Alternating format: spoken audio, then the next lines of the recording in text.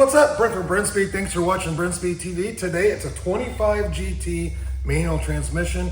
We installed a ROUSH Phase 2 supercharger. We're going to watch a dyno pull, but first we're going to go down and take a look. If you haven't subscribed, notified, stay up to date, have Doug with me, check it out. All right, this will be pretty cool to see on the dyno because this car came in bone stock. We did no long tubes, nothing like that. We literally just installed the ROUSH Phase 2 supercharger. Comes with the ROUSH calibration. We also installed a set of K&N air intake system. You can see it right here. Doug got down, take a look.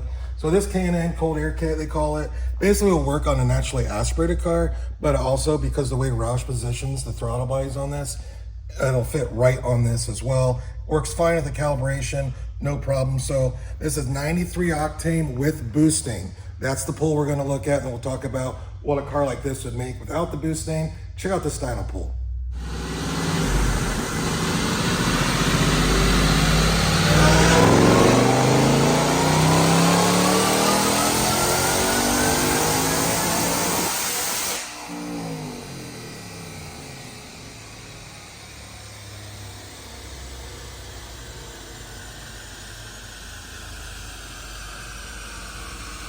All right, like I said, manual transmission. This is on our dyno jet rated SAE smoothing 5 with the boosting. Doug, take a look.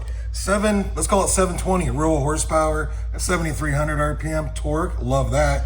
569 at 5,300. Boost is coming in on this car today, 13.3 pounds. I will say the air was really good, but look at that graph. Nice and smooth all the way up to 7,350 RPM. But I love that torque, 570. So this is a clean looking car. I like it. Nice setup.